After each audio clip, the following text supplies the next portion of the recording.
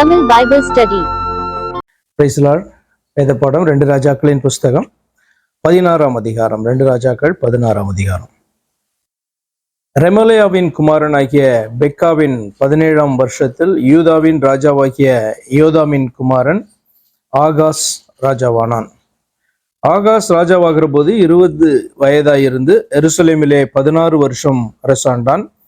அவன் தன் தகப்பனாகிய தாவீதை போல் தன் தேவனாகிய கர்த்தரின் பார்வைக்கு செம்மையானதை செய்யாமல் இஸ்ரவேல் ராஜாக்களின் வழியிலே நடந்து கர்த்தர் இஸ்ரவேல் புத்திரருக்கு முன்பாக துரத்தின ஜாதிகளுடைய அருவருப்புகளின்படியே தன் குமாரனை முதலாய் தீக்கடக்க பண்ணினான். யூதாவினுடைய ராஜாக்கள் நம்ம பார்த்துட்டே வந்தோம். ஏறக்குறைய ஒரு 4-5 ராஜாக்கள் ஓரளவுக்கு நல்லவர்களாய் காணப்பட்டாங்க. கர்த்தரின் பார்வைக்கு தாவீதை போல இல்லைனாலும் தங்களுடைய தகப்பனை போல அவர்கள் காணப்பட்டார்கள் அப்படின்னு சொல்லிட்டுலாம் நம்ம பார்த்தோம். ஏறக்குறைய ஒரு 4-5 பேர். இவனுடைய தகப்பன் கூட அப்படி காணப்பட்டான், யோதாம் கூட. ஆனா இந்த ஆகாஸ் ராஜா முதல்ல யூதாவின் ராஜா ஒரு மோசமான ஒரு ராஜாவாக அவன் காணப்பட்டான் என்று சொல்லி வாசிக்கிறோம். ஸோ இதுக்கு முக்கியமான காரணம் என்ன அப்படின்னு சொன்னா, அவர்கள் கற்றுக்கொள்ளுகிற வழிகள், பக்கத்துல இருக்கிற மற்றவர்களை பார்த்து கற்றுக்கொள்ளுகிற வழிகள் தான். நீங்க ஞாபகம் இருக்கும், யோசுவாவின் புஸ்தகத்திலே கர்த்தர் சொல்லுவாங்க என்ன அப்படின்னா, உங்களை நாங்க கொண்டு போகும்போது நீங்க அந்த மற்ற ஜாதிகளிடத்திலிருந்து நீங்க கற்றுக்கொள்ளக்கூடாது அப்படின்னு சொல்லுவாங்க. இப்ப இஸ்ரவேல் தேசம் ஒரு பிரித்தெடுக்கப்பட்ட ஜனங்களாக தேவனுடைய வார்த்தைகளை பெற்று அவர்கள் காணப்பட்டாலும் கூட, அதாவது ஒரு ஸ்ட்ரிக்டான ஒரு லைஃப் வாழ்ந்து கொண்டிருந்தாலும் கூட, அவர்கள் பக்கத்துல இருக்கிறதான தேசங்களை பார்த்து அவர்கள் இந்த காரியங்களை கற்றுக்கொண்டார்கள். இப்போ மேல இருக்க இஸ்ரவேல் தேசம் மோசமா இருக்குது, யூதா பரவாயில்ல. ஆனா இப்ப யூதா தேசமும் கொஞ்சம் கொஞ்சமா அந்த மாதிரி கரப்ட் ஆயிட்டு வர்றதை பார்க்குறோம். அதனால என்ன அந்த வார்த்தை காணப்படுதுன்னா, 2வது வருஷம் பாருங்க, ஆகாஸ் இத்தனை வருஷம் அரசாண்டாம். அவன் தன் தகப்பனாகிய தாவீதை போல் தன் தேவனாகிய கர்த்தரின் பார்வைக்கு செம்மையானதை செய்யாமல் இஸ்ரவேல் ராஜாக்களின் வழியிலே நடந்து. அப்ப இஸ்ரவேல் ராஜாக்களுக்குன்னு ஒரு மோசமான ஒரு வழியை அவர்கள் முன்னுதாரணமாக அவர்கள் ஏற்படுத்தி கொண்டார்கள். இஸ்ரவேல் ராஜானாலே மோசமானவர்கள் அப்படின்றதான ஒரு வழி அவர்கள் தெரிந்து கொண்டார்கள் எரோபியாமின் நாட்கள்ல இருந்தே. அப்ப இப்ப அந்த இஸ்ரவேல் ராஜாக்களை போல அந்த யூதாவின் ராஜாக்களும் நடக்கிறாங்க. அதுக்கு ஆகாஸ் ஒரு முக்கியமான, இப்படி நீ இதுக்கு முன்னாடி வாசித்திருக்க மாட்டீங்க, ஃபர்ஸ்ட் ஆகாஸ் தான். என்ன எல்லாம் காரியம் பண்றான்னா, அவன் எவ்வளவு மோசமா காணப்பட்டான்னா, கர்த்தர் இஸ்ரவேல் புத்திரருக்கு முன்பாக துரத்தின ஜாதிகளுடைய அருவருப்புகளின்படி தன் குமாரனை முதலாய் தீக்கடக்க பண்ணினான். தீக்கடக்க பண்ணினான் நம்ம தமிழ்ல வாசிக்கும் போது நீங்க யோசிக்கிற மாதிரி என்னதான் யோசிப்பீங்க, கீழே தீக்கந்தங்களை போட்டு நடப்பாங்க அப்படின்ட்டு. நீங்க ஆங்கிலத்தை பார்த்தீங்கன்னா ரொம்ப தெளிவா இருக்கும், வாக் இன் த ஃபயர் அப்படின்னு இருக்கும். என்ன அப்படின்னா, அவர்களை எரிக்கிறதான தகனம் என்கிறது தான் அந்த காரியம், அவர்களை எரிக்கிறதான காரியம். அப்படி ஒரு பலியை பாத்தீங்கன்னா அவர்கள் கொடுத்தார்கள். அப்ப தீக்கடக்க பண்ணினான்னா, நல்ல இப்ப சாத்ராக் மேஷாக் ஆபேத்நேகோ உள்ள போட்டாங்கல்ல, அந்த மாதிரி இப்ப வெளியில எல்லாரும் பாக்குற மாதிரி அந்த விக்கிரகத்துக்கு இப்படிப்பட்டதான பலிகளை அவர்கள் செலுத்தினார்கள். அப்ப தன்னுடைய பிள்ளைகளை அப்படி அந்நிய ஜனங்கள், அந்த ஜாதியார் பண்றதான பழக்கம் அவர்களிடத்திலே காணப்பட்டது. யார்கிட்ட? இந்த கானானியர்களுக்கு காணப்பட்டது. அதை பாத்தீங்க அப்படின்னு சொன்னா இந்த யூதாவின் ராஜா ஃபாலோ பண்றதை பாக்குறோம். 4வது வசனம், மேடைகளிலும் மலைகளின் மேலும் பச்சையான சகல மரத்தின் கீழும் பலியிட்டு தூபம் காட்டி வந்தான். எல்லா மரத்தின் கீழையா அப்படின்னு நீங்க கேட்கலாம். பட் எதற்காக அப்படி சொல்லப்பட்டிருக்குன்னா, எங்கெல்லாம் அப்படி காணப்பட்டதோ தோப்புகள் அங்கெல்லாம் செய்தான்னு அர்த்தம். மேடைகளிலும் மலைகளின் மேலும் பச்சையான சகல மரத்தின் கீழும் பலியிட்டு தூபம் காட்டி வந்தான். இப்போ நீங்க இதை நல்லா நம்ம இந்திய தேசத்துல பார்க்கலாம்ல, எங்கதான் உங்களுக்கு மலை இருந்தாலும் அந்த இடத்துல ஒரு சிறிய கோயில் காணப்படும். அதே மாதிரி பாத்தீங்க அப்படின்னு சொன்னா, ஒரு தோப்பு மாதிரி காணப்பட்டுச்சு, இல்லை ஒரு நல்ல ஒரு மரம், செழிப்பான ஒரு மரம் ரோட்ல காணப்பட்டாலும் கூட அது பாத்தீங்கன்னா தூபம் காட்டுறதுக்கு, அதாவது ஆராதனை செய்கிறதுக்கு, விக்கிரக ஆராதனைக்கு பயன்படுத்துகிறத நீங்க பாக்குறீங்க. அப்ப இது நல்லா நமக்கு புரியும், இந்திய தேசத்துல வாழ்கிற நமக்கு இது புரியும், மற்றவர்களுக்கெல்லாம் இது ஈஸியா புரியாது. சகல மரத்தின் கீழும் பலியிட்டு தூபம் காட்டி வந்தான். அப்போது சீரியாவின் ராஜாவாகிய ரேத்சீனும் இஸ்ரவேலின் ராஜாவாகிய ரெமலியாவின் குமாரன் பெக்காவும் எருசலேமின் மேல் யுத்தம் பண்ண ஆகாஸை முற்றுகை போட்டார். ஆகாஸ்னா அந்த ராஜாவை முற்றுகை போட்டார்கள். எருசலேம் பட்டணத்தை முற்றுகை போட்டார்கள், மலையை முற்றுகை போட்டார்கள் தான் அதனுடைய மீனிங். ஆகாஸை முற்றுகை போட்டார்கள். அப்படின்னு சொல்லப்பட்டிருக்கு. ஆனாலும் ஜெயிக்க மாட்டாதே போனார்கள். யாரு? சீரியாவின் ராஜாவும் இஸ்ரவேல் ராஜாவும் யூதாவுக்கு விரோதமா வந்து ஜெயிக்க முடியல. 6வது வசனம், அக்காலத்திலே சீரியாவின் ராஜாவாகிய ரேத்சின் ஏலாத்தை திரும்ப சீரியாவோடே சேர்த்து கொண்டு யூதரை ஏலாத்திலிருந்து துரத்தினான். சீரியர் ஏலாத்துக்கு வந்து இந்நாள் வரைக்கும் அவ்விடத்திலே குடியிருக்கிறார்கள். இது வந்து பாத்தீங்கன்னா உசியா ராஜாவின் நாட்கள். முதல்ல தாவீது பிடித்தான் அந்த பட்டணத்தை. அதற்கு பின்பாக அது வந்து மற்றவர்களுக்கு போனது. இப்போ 2-3 அதிகாரங்களுக்கு முன்னாடி பார்த்தோம், இதை வந்து உசியா ராஜா, உசியா அல்லது அசரியா அப்படின்றதான ராஜா 52 வருஷங்கள் அரசாண்டான்ல. 50 55 52 50 சரி, அந்த ராஜாவின் காலத்துல அவன் அதை வந்து அந்த பட்டணத்தை பிடித்திருந்தான். இப்ப என்ன ஆச்சுன்னா, சீரியர்கள் இந்த யூதாவினுடைய கையில இருந்து, அதாவது ஆகாஸ் ராஜாவிட்ட இருந்து அந்த இடத்த பிடிச்சிட்டு அங்க இருக்க யூதர் எல்லாம் வெளியில விரட்டி விடுறாங்க. 7வது வசனம், அப்ப இனி வந்து யூதா வந்து ரொம்ப சிறுமைப்பட போகிறது அப்படின்றதான ஒரு காரியம். நீ நல்ல ராஜாக்கள் வந்தாலும் கூட ஒரு மோசமான நிலைக்கு அது அப்படியே கொஞ்சம் கொஞ்சமா தள்ளப்பட்டு போகும். 7வது வசனம், ஆகாஸ் அசீரியா. ஆகாஸை குறித்து போன வாரம் ஒன்று பார்த்தோம்ல. ஆகாஸ் நாட்கள்ல தான் அந்த விசேஷமான வாக்கு தீர்க்க தரிசனத்தை வந்து ஆண்டவர் வந்து ஏசாயா மூலமாக அவனோடு கூட பேசினாங்க. என்ன அப்படின்னா, ஒரு கன்னி கர்ப்பவதி ஆவாள் என்று சொல்லி ஏசாயா 7ஆம் அதிகாரத்தில் நீங்க போய் வாசித்தீங்கன்னா அது தெரியும். அது ஆகாஸ் ராஜாவினுடைய பீரியட், மோசமான ஒரு யூதாவின் ராஜாவான். 7வது வசனம், ஆகாஸ் அசீரியாவின் ராஜாவாகிய திகிலாத் பிலேசரிடத்திற்கு ஸ்தானாபதிகளையும் அனுப்பி, நான் உம்முடைய அடியானும் உம்முடைய குமாரனுமாய் இருக்கிறேன். நீர் வந்து எனக்கு விரோதமாய் எழும்பின சீரியா ராஜாவின் கைக்கும் இஸ்ரவேல் ராஜாவின் கைக்கும் என்னை நீங்களாக்கிவிடும் என்று சொல்ல சொல்லி இப்ப இன்னொரு தேசம் வந்து இன்ட்ரடியூஸ் ஆகுது. அது வந்து என்னன்னா அசீரியா தேசம். சீரியாவுக்கும் அசீரியாவுக்கும் நமக்கு வித்தியாசம் தெரியணும். சீரியா தேசம் என்பது இஸ்ரவேல் தேசத்துக்கு ரொம்ப அருகிலே காணப்படுகிறதான, அதாவது கிழக்கு பக்கத்துல காணப்படுகிறதான ஒரு தேசம். அது கீழே யோர்தான் தேசம் காணப்படும். ஆனா அசீரியா தேசம் என்பது உங்களுக்கு இன்னும் நல்லா தள்ளி போகணும். எங்க அப்படின்னு சொன்னா, நினிவே பட்டணம் சொன்னா உங்களுக்கு புரியும்ல. நினிவே ரொம்ப ஃபேமஸ் இல்ல. அப்ப நினிவே பட்டணத்துக்கு அருகில தான் வந்து அசீரியா வந்து காணப்படுச்சு. அல்லது அசீரியாவினுடைய கேபிட்டல் என்று கூட நீங்க நினிவே பட்டணத்தை சொல்லலாம். அதற்கு கீழே வந்து அப்படியே வந்தீங்க அப்படின்னா பாபிலோன். இதெல்லாம் வந்து இஸ்ரவேல் தேசத்துக்கு அருகில இருக்காது, தூரமா. இன்னைக்கும் வந்து பாத்தீங்கன்னா அது காணப்படுது. உங்களுக்கு இதுல மேப் இருந்ததுன்னா நீங்க அதில் எடுத்து என்ன பண்ணுங்க, பார்த்து கொள்ளுங்க. சீரியா தேசம் வேற, அசீரியா தேசம் வேற. ஓகே, அப்போ இந்த அசீரியா தேசத்தினுடைய ராஜாவுக்கு வந்து இந்த யூதா தேசத்தினுடைய ஆகாஸ் ராஜா வந்து ஆள் அனுப்பி இந்த சீரியா தேசத்துக்கு விரோதமாகவும் இஸ்ரவேலுடைய ராஜாவுக்கு விரோதமாகவும் வந்து செயல்பட்டு என்னை நீங்க காப்பாற்றணும் அப்படின்னு சொல்லிட்டு என்ன பண்றான், அவனுக்கு நிறைய காணிக்கைகள்லாம் அனுப்புறான். அது 8வது வசனத்துல இருக்கு. கர்த்தருடைய ஆலயத்திலும் ராஜாவின் அரண்மனை பொக்கிஷங்களிலும் அகப்பட்ட வெள்ளியையும் பொன்னையும் எடுத்து அசீரியாவின் ராஜாவுக்கு காணிக்கையாக அனுப்பினான். அசீரியா ராஜா அவனுக்கு செவி கொடுத்து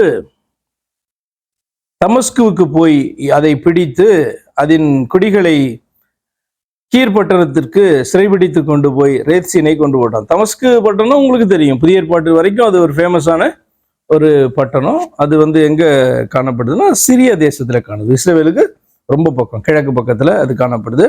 ஸோ அது வந்து சீரியா தேசத்துக்குள்ள காணப்பட்டது. அந்த பட்டணத்தை வந்து அசீரியால இருந்து வந்த ராஜா வந்து என்ன பண்றான், பிடித்து அவன் வந்து அந்த ராஜாவை கொன்று போடுகிறான். சீரியா தேசத்தினுடைய ராஜாவாகிய ரேத்சீனை. 10வது வசனம், அப்பொழுது ராஜாவாகிய ஆகாஸ் தமஸ்குவில் உள்ள அசீரியாவின் ராஜாவாகிய திகிலாத் பிலேசருக்கு எதிர்கொண்டு போய் தமஸ்குவில் உள்ள பலிபீடத்தை கண்டான். அங்க தமஸ்குல வந்து ஒரு பெரிய பலிபீடம் வந்து கட்டப்பட்டு காணப்படுது. ராஜாவாகிய ஆகாஸ் அந்த பலிபீடத்தின் சாயலையும் அதனுடைய சகல வேலைப்பாடாகிய அதன் மாதிரியையும் ஆசாரியனாகிய உரியாவுக்கு அனுப்பினான். இது யாரு? ஆகாஸ் வந்து யாரு? யூதா தேசத்து ராஜா. யூதா தேசத்துக்குள்ளார வந்து கர்த்தர் நியமித்தபடியே காணப்படுகிறதான எருசலேம் தேவாலயம், அந்த இதெல்லாம் பிரகாரங்கள், பலிபீடங்கள்லாம் உண்டு. இப்ப ஆரம்பத்துல வந்து இந்த எரோபயாம் என்கிறதான இஸ்ரவேலின் ராஜா வந்து இந்த தேசத்துக்குள்ள, யூதா தேசத்துக்குள்ள தன்னுடைய ஜனங்க வந்துருவாங்கன்ட்டு யோசித்து ஒரு பலிபீடத்தை அங்க கட்டணும் அப்படின்னு சொன்னா அதுல அவனுடைய அந்த திங்கிங்ல கூட ஏதோ ஒரு நியாயம் இருக்கு சொல்லலாம். ஏன்னா எருசலேமுக்குள்ள தன்னுடைய ஜனங்க வந்துடக்கூடாது, இஸ்ரவேல் ஜனங்க வந்துடக்கூடாதுன்ட்டு அவன் செஞ்சான். ஆனா இவன் யூதா தேசத்து ராஜா, எருசலேம் வந்து இவனுடைய கட்டுப்பாட்டுக்குள்ளதான் காணப்படுது. இவன் என்ன பண்றான், தமஸ்குக்கு போய், சீரியா தேசத்துல தமஸ்கு போய் அங்க ஒரு பெரிய பலிபீடம் வந்து காணப்படுது. அந்த பலிபீடத்தினுடைய போலயே அந்த மாதிரியின்படியே இங்க தன்னுடைய தேசத்துக்குள்ள கட்டணும்ட்டு விரும்புறான். இது ரொம்ப வித்தியாசமான காரியம். இப்பதான் ரிப்பீட் பண்ற பாருங்க. அப்போது ஆகாஸ் தமஸ்குவில் உள்ள சீரியாவின் ராஜாவாகிய திகிலாத் விலையருக்கு எதிர்கொண்டு போய் அவனை விசாரிக்கிறதுக்காக போறான், எனக்கு ஹெல்ப் பண்ணான்ல. தமஸ்குவில் உள்ள பலிபீடத்தை கண்டான். ராஜாவாகிய ஆகாஸ் அந்த பலிபீடத்தின் சாயலையும், அதாவது இந்த இமேஜ் ப்ளூ பிரிண்ட், அதனுடைய சகல வேலைப்பாடாகிய அதன் மாதிரியையும் ஆசாரியன் ஆகிய உரியாவுக்கு அனுப்பினான். எருசலேமுடைய பலிபீடத்தோட இது நல்லா இருந்திருக்குமா?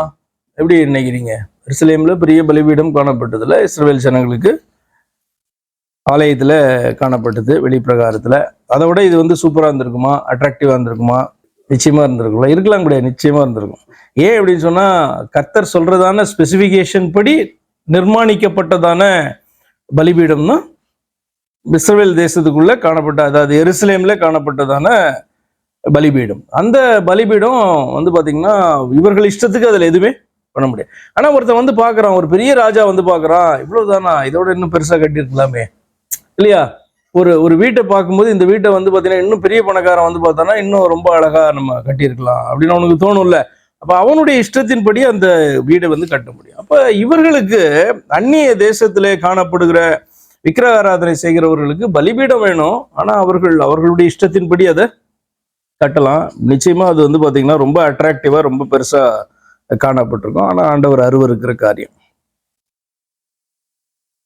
11 வருஷம் ராஜாவாகிய ஆகாஸ் தமஸ்குவிலிருந்து வருகிறதற்குள் ஆசாரியனாகிய உரியா அப்படி கொத்த பலிபீடத்தை கட்டி ராஜாவாகிய ஆகாஸ் தமஸ்குவிலிருந்து அனுப்பின கட்டளையின்படி எல்லாம் செய்தான். இது யாரு? பிரதான ஆசாரியன் மூலமா இதை செய்யறான். நார்மலா பிரதான ஆசாரியர் என்ன பண்ணுவாங்க, இந்த காரியத்துக்கெல்லாம் எதிர்த்து நிற்கிறவர்களாக காணப்பட்டார்கள். நம்ம இந்த உசியா ராஜாவினுடைய அந்த குஷ்டரோகம் உண்டான போது கூட எதிர்த்து நின்று என்ன பண்றாங்க, அவனை வெளியில கொண்டு போறதுக்கு அந்த பிரதான ஆசாரியர்கள் வந்து முயற்சி செய்தார்கள். அப்படி செய்தார்கள் என்றெல்லாம் நம்ம பார்க்கிறோம். ஆனா இந்த பிரதான ஆசாரியன் சப்போர்ட் பண்றான் இதுக்கு.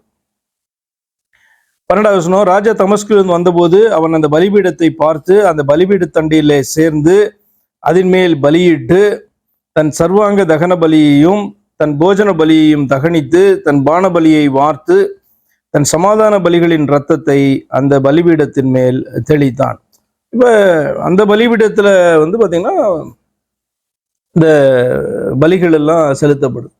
இது நீங்க எப்படி பாக்குறீங்கன்னு தெரியல. பட் ஆனா இதுக்கு முக்கியமான காரணம் ஆகாஷ் வந்து அவனிடத்துல உதவி கேட்டு செய்ததான காரியத்தின் நிமித்தமாக தான் இது நடந்திருக்கும். ஏன்னா அவன் வந்து அந்த ராஜா வந்து பாத்தீங்கன்னா சொல்லியிருப்பான், என்னன்னா இங்க இருக்கிற பலிபீடம் நல்லா இருக்கு, இதே மாதிரி நீ அங்க கட்டுன்னு சொன்னா கூட அவன் கட்டி தான் ஆகணும்.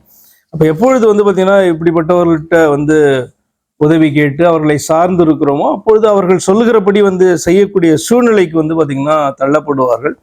அப்ப அந்த அசீரியா ராஜாவினுடைய இன்ஃப்ளூயன்ஸ் வந்து இதுல நிச்சயமா இருந்திருக்கும் அப்படின்னு நான் நினைக்கிறேன். 14வது வசனம், கர்த்தரின் சந்நிதியில் இருந்த வெண்கல பலிபீடத்தை அவன் தன் பலிபீடத்திற்கும் கர்த்தரின் ஆலயத்திற்கும் நடுவே ஆலயத்தின் முகப்பிலிருந்து எடுத்து, அதுதான் அப்படிதான் கர்த்தர் செட் பண்ணியிருந்தாங்க சாலமோனுடைய நாட்கள்ல இருந்து. அப்படிதான் அதை தன் பலிபீடத்துக்கு வடபுறமாக, அப்ப இது வந்து இவன் பலிபீடம் ஆயிடுச்சு. அதை தன் பலிபீடத்துக்கு வடபுறமாய் வைத்தான். ராஜாவாகிய ஆகாஸ் ஆசாரியனாகிய உரியாவை நோக்கி, இந்த பெரிய பலிபீடத்தின் மேல் நீ காலை, அப்ப ரொம்ப பெரிய பலிபீடம், இந்த பெரிய பலிபீடத்தின் மேல் நீ காலை சர்வாங்க தகன பலிகளையும் மாலை போஜன பலியையும் ராஜாவின் சர்வாங்க தகன பலியையும் அவருடைய போஜன பலியையும் தேசத்தினுடைய சகல ஜனத்தின் சர்வாங்க தகன பலியையும் அவர்கள் போஜன பலியையும் அவர்கள் பான பலிகளையும் செலுத்தி அதன் மேல் சர்வாங்க தகனங்களில் சகல இரத்தத்தையும் பலிகளின் சகல இரத்தத்தையும் தெளிப்பாயாக. அந்த வெண்கல பலிபீடமோ நான் சன்னதம் கேட்கிறதற்கு உதவும் என்றான். சன்னதம் என்று சொன்னால் அந்த தெய்வத்திடத்துல வந்து கேட்கிறதற்கான அந்த காரியம், குறி கேட்கிறதை போல கேட்கிறதான காரியம், சன்னதம் கேட்கிறதுக்கு உதவும். ராஜாவாகிய ஆகாஸ் கட்டளையிட்டபடியெல்லாம் ஆசாரியனாகிய ஊரியா செய்தான். பின்னும் ராஜாவாகிய ஆகாஸ் ஆதாரங்களின் சவுக்குகளை அறுத்துவிட்டு அவைகளின் மேலிருந்த கொப்பரைகளை எடுத்து கடல் தொட்டியை கீழே நிற்கிற வெண்கல ரிஷபங்களில் மேலிருந்து இறக்கி அதை கற்களின் தளவரிசையிலே வைத்து, என்ன அப்படின்னு சொன்னா, நீங்க அந்த ஆரம்பத்துல அந்த ஆலயத்தை கட்டி இதெல்லாம் நிர்மாணிக்கும் போது என்னெல்லாம் ஆண்டவர் சொன்னார், அப்போ உங்களுக்கு ஞாபகம் வந்திருக்கும். ரிஷபங்களை குறித்துல எதுக்கெல்லாம் ரிஷபங்கள் அப்படின்லாம் கூட கேட்டீங்க. அப்ப அந்த ரிஷபங்களுக்கு மேலதான் இந்த இது தொட்டி எல்லாம் வைத்திருந்தார்கள். அப்ப அதெல்லாம் என்ன பண்றான், இவன் எடுத்து அதுல இருந்து கீழே எல்லாம் இறக்கி வைக்கிறான் அவன். 18வது வசனம், ஆலயத்தின் அருகே கட்டியிருந்த ஓய்வு நாளின் மண்டபங்களையும் ராஜா பிரவேசிக்கும் மண்டபத்தையும் அசீரியருடைய ராஜாவின் நிமித்தம் கர்த்தருடைய ஆலயத்திலிருந்து அப்புறப்படுத்தினோம். அப்படின்னா அந்த அசீரிய ராஜாவினுடைய இன்ஃப்ளூயன்ஸ் வந்து இதுல நிச்சயமாய் காணப்படுது. நம்ம ஆரம்பத்துல பார்க்கும்போது எதுக்கு இவன் இவ்வளவு பெருசு கட்டனா அங்க அப்படின்றலாம் நமக்கு, இவனே வந்து இப்படி செஞ்சானா அப்படின்னா அதுல வந்து வேற ஒரு காரியமும் அடங்கி இருக்கிறது. அப்ப அசீரிய ராஜா நிச்சயமாக இதுல தலையிட்டு இருக்கிறான். அவன் ஆகாஸ் செய்த மற்ற வர்த்தமானங்கள் யூதாவுடைய ராஜாக்களின் நாளாகம புஸ்தகத்தில் அளவோ எழுதியிருக்கிறது. ஆகாஸ் தன் பிதாக்களுடைய நித்திரை அடைந்த பின் அவன் தாவீதின் நகரத்தில் தன் பிதாக்கள் அண்டையிலே அடக்கம் பண்ணப்பட்டான். அவன் குமாரனாகிய எசேக்கியா அவன் ஸ்தானத்தில் ராஜாவானான். ஒரு சின்ன அதிகாரம் தான், ஆனா என்ன இதுல விசேஷமாய் பார்க்கிறோம் அப்படின்னா, வித்தியாசமான ஒரு காரியத்தை யூதாவின் ராஜா இதுல செய்கிறதை பார்க்கிறோம். அதுல அந்நிய ராஜாவுடைய அவனுடைய ஃப்ரெண்டுடைய பெனிஃபேக்டர் உடைய இன்ஃப்ளூயன்ஸ் இதுல காணப்படுது. இது வந்து அப்ப நடந்ததான காரியம். இப்ப அதற்கு பின்பாக வருகிறதான யூத ஜனங்கள், அதற்கு பின்புனா அந்த அடுத்த சந்ததி 20 வருஷம் 40 வருஷம் கழிச்சு வருகிறவர்களுக்கு எப்படி தோணும், அவர்கள் எதை தான் பார்த்திருப்பாங்க, பலியிடுகிறதான இடம் அப்படின்னா பலிபீடம்னா இந்த பெரிய புதிய பலிபீடத்தை தான் அவர்கள் பார்த்திருப்பாங்க. இப்போ அந்த பிள்ளைகளுக்கு யார் தான் சொல்லுவா பலிபீடம் இது கிடையாது, ஆண்டவர் உண்மையிலேயே வேற ஒரு பலிபீடத்தான் சாலமோன் ராஜா மூலமா நிர்மாணிக்க செய்தார், அதுலதான் பலிகள்லாம் கொடுக்கப்பட்டது, அதுதான் ஆண்டவர் அங்கீகரிப்பார், இது வெளியில இருந்து கொண்டு வந்ததான ஒரு செட்டப் இது அப்படின்றத பிள்ளைகளுக்கு சொல்ல முடியாது. அப்போ ஒரு ராஜா வந்து பண்றதான காரியம் அவன் ஏதோ ஒரு காரணத்துக்காக பண்றான், திமிரு அது இது எது எடுத்துக்கிட்டீங்கனாலும் அடுத்த ஜெனரேஷன் நிச்சயமா இதுல வந்து பாதிக்கப்படும். அவர்களுக்கு நீங்க இதை புரிய வைக்கவே முடியாது. இப்படிதான் உண்மையான ஆராதனை முறைகள்னா இப்படிதான், இதுதான் ஆண்டவர் விரும்புகிறார் அப்படின்னு சொல்லிட்டு நீங்க வேதத்துல இருந்து எடுத்து சொன்னாலும் கூட அவர்களுக்கு புரியாது. அப்ப அது வந்து இன்றைக்கும் நடக்கலாம்ல.